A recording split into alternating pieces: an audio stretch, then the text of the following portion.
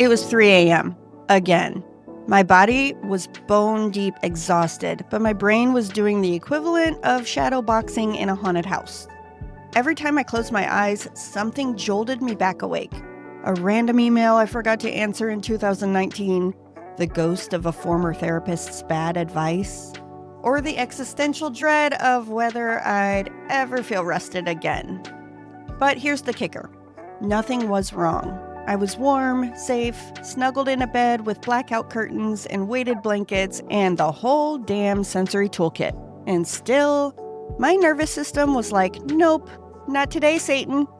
So what do you do when your body can't sleep, even if you're finally safe? That's the question that keeps so many of us staring at the ceiling night after night. And it's exactly what we're diving into today.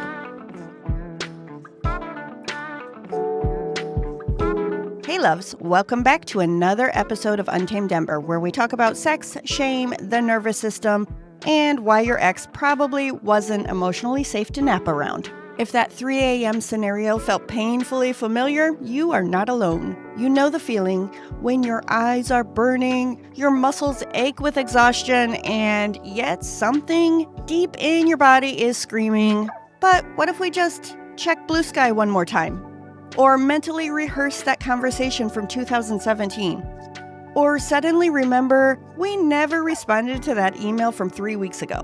Or maybe you're on the flip side. You crash into bed and sleep for 10 hours straight, only to wake up feeling like you've been hit by an emotional freight train. Like you ran a marathon in your dreams. Body somehow more exhausted than before you closed your eyes. If you've experienced either of these, I want you to know something crucial. This isn't a sleep hygiene issue. It's not about screen time, caffeine, or whether you're using that fancy eye mask from Instagram. This is about a nervous system begging for a kind of safety it's never actually known. Welcome to today's episode on the wild and maddening paradox of feeling safe on paper but not in your body, and how trauma, neurodivergence, fascia tension, and our beautiful chaotic nervous systems might be the reason sleep feels like a threat instead of a relief. I call it the Polyvagal Paradox. And understanding it might just revolutionize how you think about those sleepless nights. Let's get something clear right away. Sleep isn't just some neutral biological function that happens when you get tired enough. Sleep isn't a checkbox. It's not a productivity hack. Sleep is surrender. Sleep is vulnerability. A physiological and emotional surrender that requires your nervous system to believe on a primal level that you won't be eaten, attacked, abandoned, or humiliated while you're unconscious. And that's a big fucking ask for a nervous system that's been trained through trauma, through neurodivergence, through chronic stress to stay vigilant. Think about it. In what other context do we willingly become completely unaware of our surroundings for hours at a time? Sleep is the ultimate act of trust. And trust isn't something that comes easily to a body that's spent years or decades in survival mode. For many of us, especially those with trauma histories, stillness itself has never been safe. Stillness was when the yelling started. Stillness was when you got in trouble for spacing out. Stillness was when your body finally had space to panic because it could finally feel. If your body associates stillness with threat, it makes perfect sense that it fights against sleep. That tired but wired feeling isn't a personality quirk or a moral failing. It's not happening because you lack discipline or because you're addicted to your phone. It's your body doing exactly what it was taught. Sleep becomes a battleground between the part of you that's exhausted and the part of you that's still holding vigil. For my neurodivergent folks, this gets even more complicated. Many of us have naturally disrupted circadian rhythms. Our internal clocks run on different schedules than neurotypical society demands. Add in sensory processing differences, where sheets feel like sandpaper or the slightest sound jolts you fully awake, and bedtime becomes a special kind of hell. And then there's the neurodivergent bedtime overthinking loop. You know the one, where your brain decides that the moment your head hits the pillow, it's the perfect time to replay every social interaction from the day and analyze where you have been weird. Remember all the things you forgot to do? Spiral into existential dread about climate change? Hyper-focus on that one song lyric you can't quite remember? Here's the thing I want you to write on a Post-it and stick to your bathroom mirror. Sleep isn't a reward for being good. It's not something you earn through perfect productivity or flawless bedtime routines. It's your body asking a fundamental question. Is it finally safe enough to disappear? And for many of us, the answer has been no for so long that our bodies don't even know how to recognize when it might finally be yes. So now that we've reframed how we think about sleep, let's dive deeper into neuroscience and why your body might resist rest even when you're desperate for it. We've talked before about the basics of polyvagal theory in previous episodes. Those are the 3 neural circuits that regulate our responses to the world. So if you haven't listened to our episode on polyvagal basics, you might want to pause and check that out first. But for those of you that are with me every episode, who are already trauma nerds like me, let's go deeper this time. Let's talk about how these states specifically show up in the bedroom, and not in the fun way. When your sleep is disrupted, it's rarely random. It's your nervous system speaking its own language, and once you learn to decode it, your insomnia starts to make perfect sense. Let's start with sympathetic activation. What happens when your system gets stuck in hyperarousal right at bedtime? This often masquerades as classic insomnia, racing thoughts, overanalyzing everything you said that day, compulsive planning for tomorrow, or that 2 a.m. doom scrolling that somehow feels urgent. Your sympathetic system is convinced it's on guard duty, even when nothing's happening. And here's the key insight.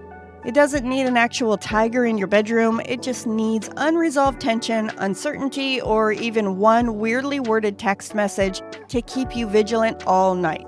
Dorsal vagal shutdown, on the other hand, can look like crashing hard and waking up exhausted.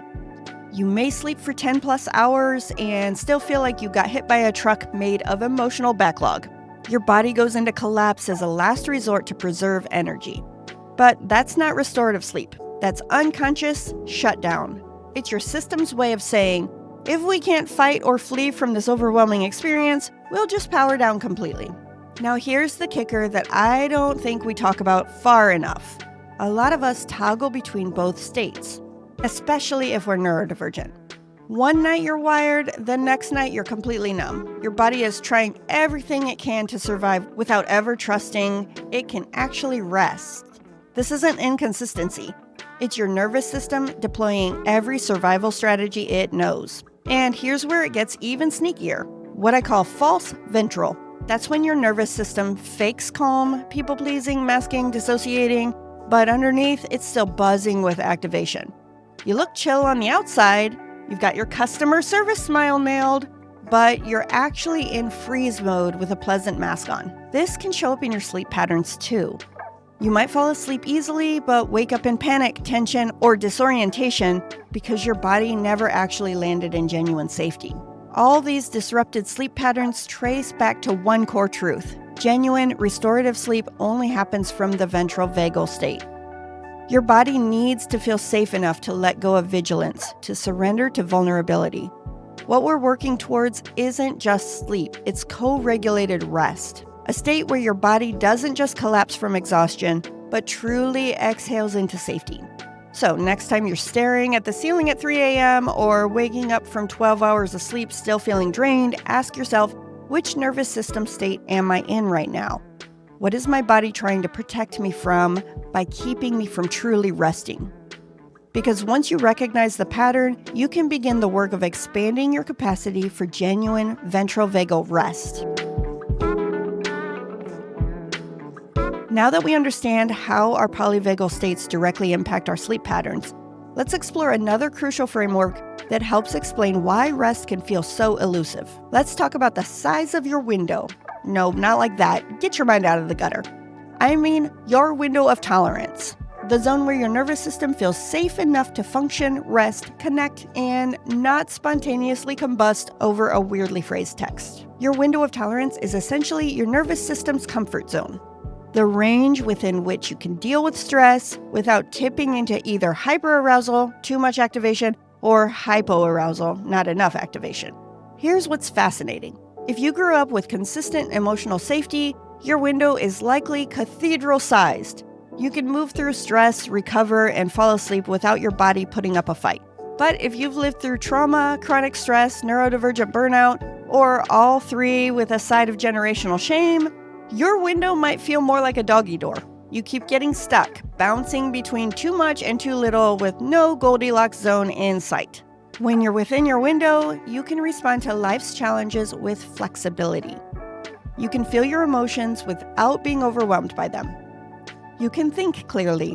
And importantly, you can transition smoothly between wakefulness and sleep. But trauma, chronic stress, and neurodivergence can all shrink this window dramatically.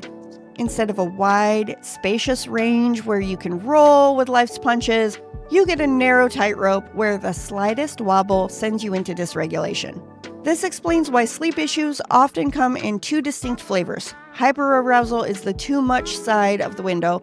This is where you can't fall asleep because your system is stuck on, you're wired, tense, anxious, you feel like you should be tired, but your body is stuck in performance mode, replaying conversations, imagining worst-case scenarios, wondering if your ex's new partner is hotter and also into somatic therapy. This is classic sympathetic activation, your body preparing for danger that isn't actually present.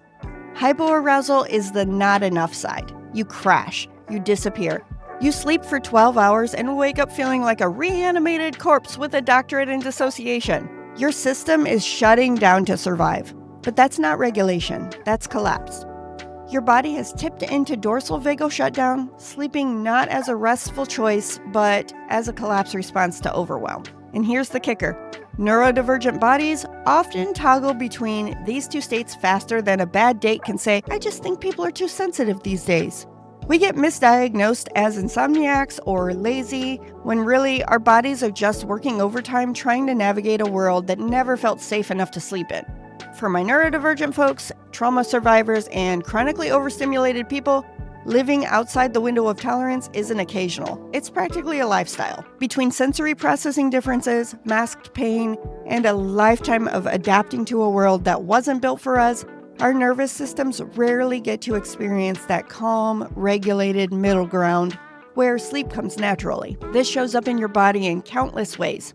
Tension headaches that peak at bedtime, mysterious pain that intensifies when you finally lie down, restless legs that won't stop moving, hearts that suddenly pound when the lights go out, or waking up at exactly 3:17 a.m. every single night like your body has some kind of perverse alarm clock. And we haven't even talked about fascia yet. That incredible network of connective tissue throughout your body that literally holds the physical memory of tension and trauma. Don't worry, we're doing a whole episode on fascia next time, because tight bodies and relaxed brains simply cannot coexist. If your bedtime routine feels like emotional roulette, it's not because you suck at routines. It's because your nervous system is doing its best to protect you with a window that's been smudged, narrowed, and weather-worn by life. But here's the good news. Windows can expand. So I want you to take a moment and reflect. What does your body do when you try to be still? What sensations arise when you finally stop moving? What stories start playing in your mind when the distractions fall away? Because those aren't random. They're your nervous system speaking its truth. And learning to listen is the first step towards reclaiming your right to rest. All of these frameworks are helpful, but sometimes we understand best through stories. So let me shift gears and share how these nervous system patterns actually show up in real life. Let me share a story, not mine this time, but one I hear variations of constantly in my work with clients and community members. Let's call her Maya. Maya has been dealing with what she thought was just insomnia. She was doing everything right. Sleep hygiene routines that could put a wellness influencer to shame, no caffeine after noon, no screens before bed, meditations, lavender sprays, even one of those gadgets that play ambient whale noises. Still, every night, her body jolted awake around 2 or 3 a.m. Her jaw was tight, her stomach clenched, her brain wide open like a browser with 47 tabs, all buffering trauma. She'd crashed hard on some nights, and then wake up sweating. Other nights, she couldn't fall asleep at all. She blamed herself for being bad at resting, which, newsflash, isn't a thing. When Maya started working with me, we began to explore what was really happening beneath her sleep struggles. What we discovered together was this. Maya wasn't broken. Her nervous system was on high alert, doing what it learned to do, protecting her from danger. The problem wasn't the bedtime routine. It was the story her body was still carrying. That stillness wasn't safe. That sleep was vulnerable. That the moment she let go, something bad might happen. As we dug deeper, Maya remembered how, as a kid, nighttime was when her parents fought the most. Her bedroom was right next to theirs, and the quieter she tried to be, the more she could hear.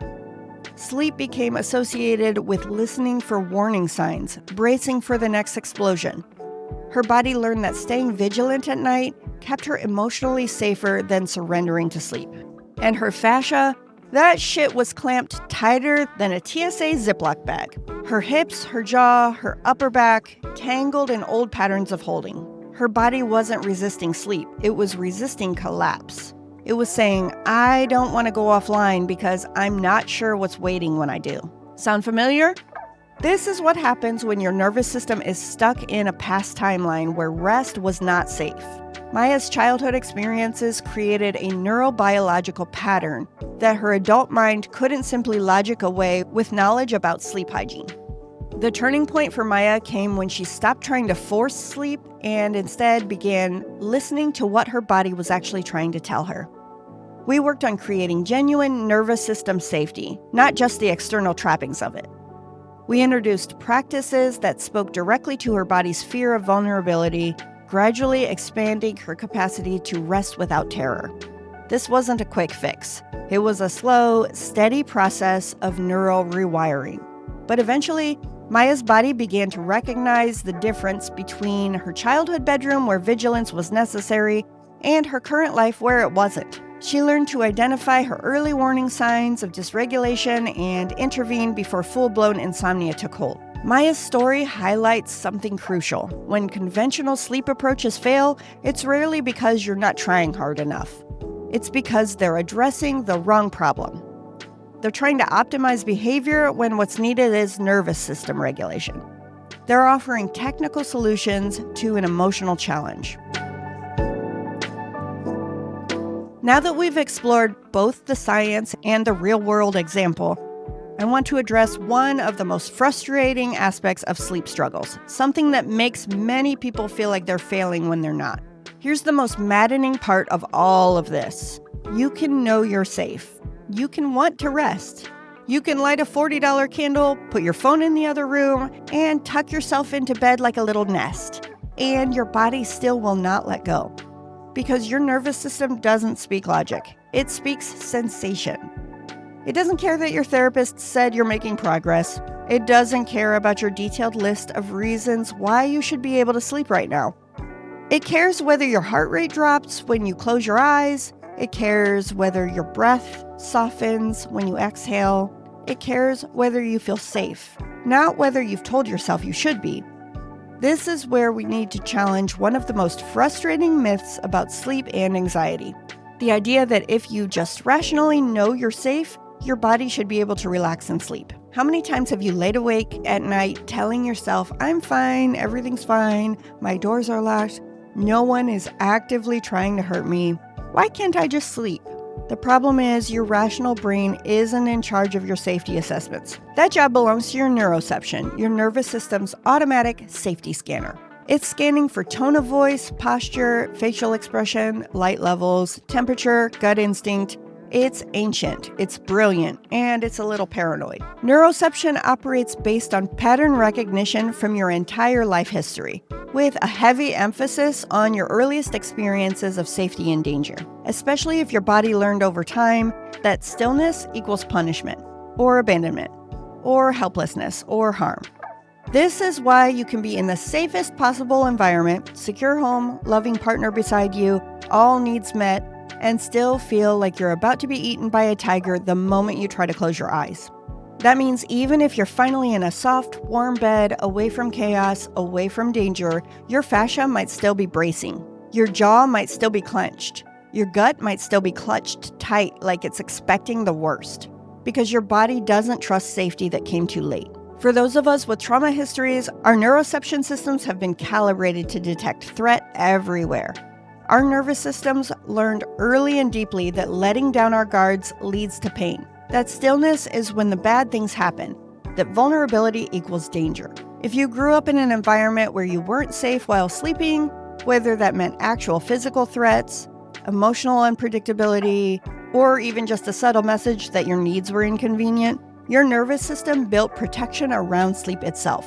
For neurodivergent folks, this gets even more complex. Many of us experienced our earliest traumas precisely because of our neurodivergence. Being punished for stimming, shamed for sensory needs, forced to mask natural responses. Our bodies learned that being our authentic selves wasn't safe, and sleep requires a level of authenticity that feels terrifying. And that's not dysfunction. That's wisdom that hasn't been updated yet. So I want you to hear this clearly. You can know you're safe and still feel like a tiger's about to eat your face. That's not irrational. That's pattern recognition with receipts. That's your nervous system doing exactly what it learned to do to keep you alive. The path forward isn't about cognitively convincing yourself you're safe. It's not about bullying your body into behaving. It's about gradually teaching your nervous system through consistent embodied experiences what safety actually feels like.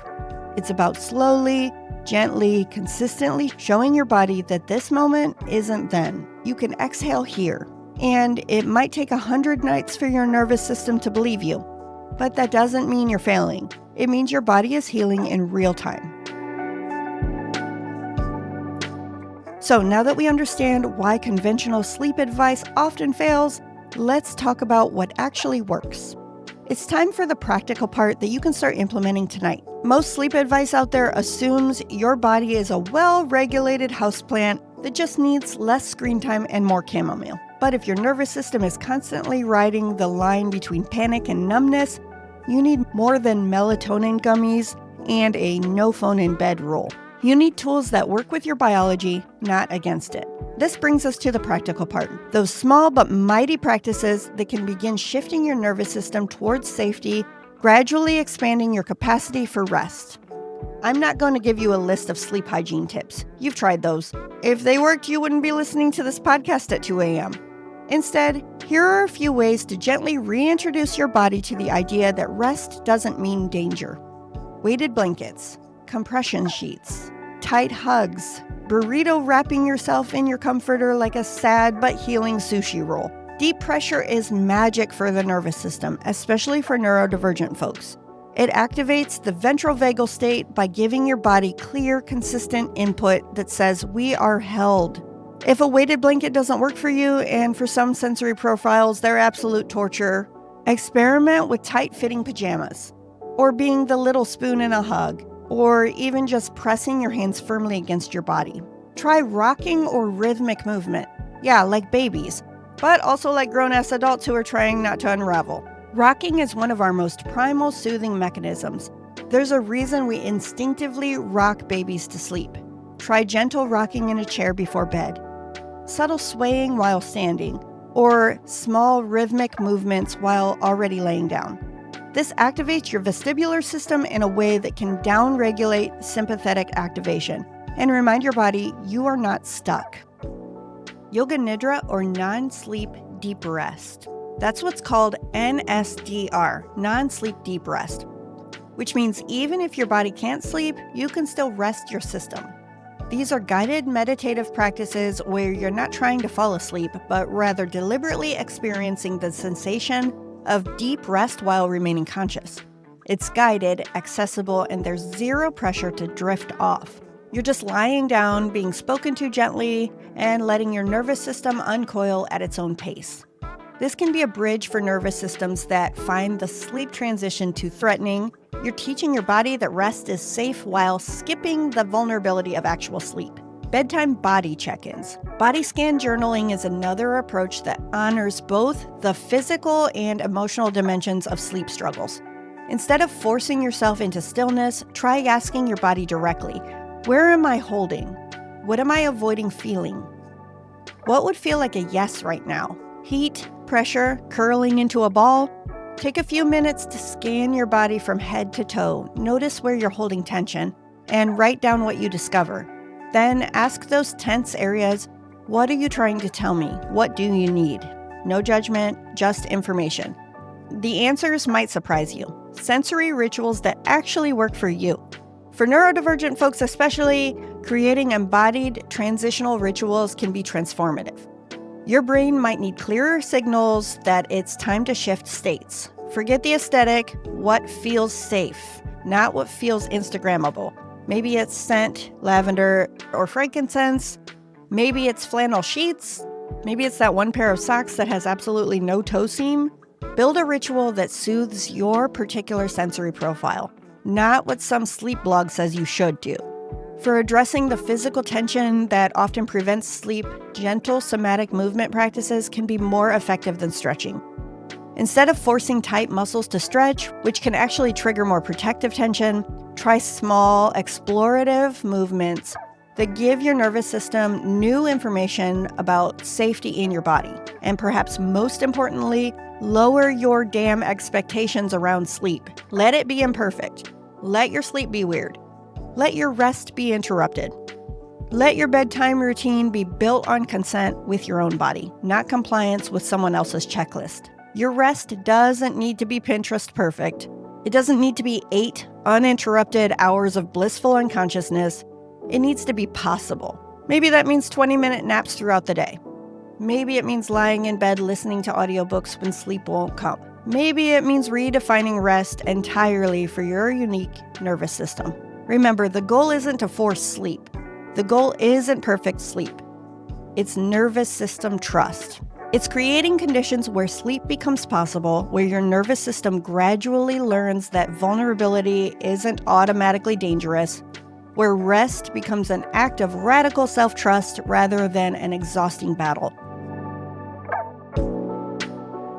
As we bring our exploration of sleep in the nervous system to a close, I want to leave you with some final thoughts about this journey toward reclaiming rest. Your sleep struggles are not a moral failure. They're not a sign of weakness or a lack of discipline.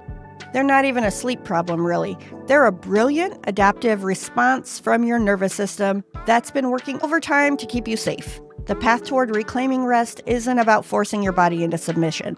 It's about creating a relationship with your nervous system based on understanding, compassion, and genuine safety, not just the intellectual idea of safety, but the embodied experience of it.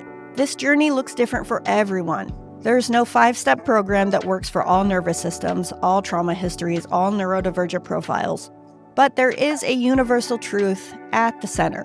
Your body wants to rest. Beneath the layers of protection, beyond the hypervigilance and the collapse, your system's deepest wish is to experience the restoration that comes with genuine, safe surrender. Next time, we're diving deeper into this territory with an episode on fascia, flashbacks, and the body's bedtime stories, aka why your hip flexors are holding your abandonment issues like a grudge. I can't wait to unpack how the physical structure of your body might be keeping you locked in sleep-resistant patterns. Until then, I invite you to approach your next bedtime not as a battle to be won, but as a conversation to be had. A gentle, curious dialogue with a nervous system that's done its absolute best to protect you, even when that protection comes at the cost of rest. And for those of you who are Ember Vault members, don't forget to grab this week's worksheet, the Sleep Safety Map, where we'll build a personalized nervous system regulation plan specifically for sleep. The worksheet walks you through identifying your unique dysregulation patterns, creating a sensory inventory for what helps your particular nervous system feel safe, and developing a step-by-step protocol for those nights when your body is fighting rest. You'll also find journaling prompts to help you uncover what specific memories or experiences might be driving your sleep struggles. It's waiting for you right now at untamedember.com. This is Dr. Misty with Untamed Ember, reminding you that your struggle to rest isn't evidence of brokenness. It's proof of how brilliantly your body has protected you. And now, together, we're learning a new kind of safety. See you next episode.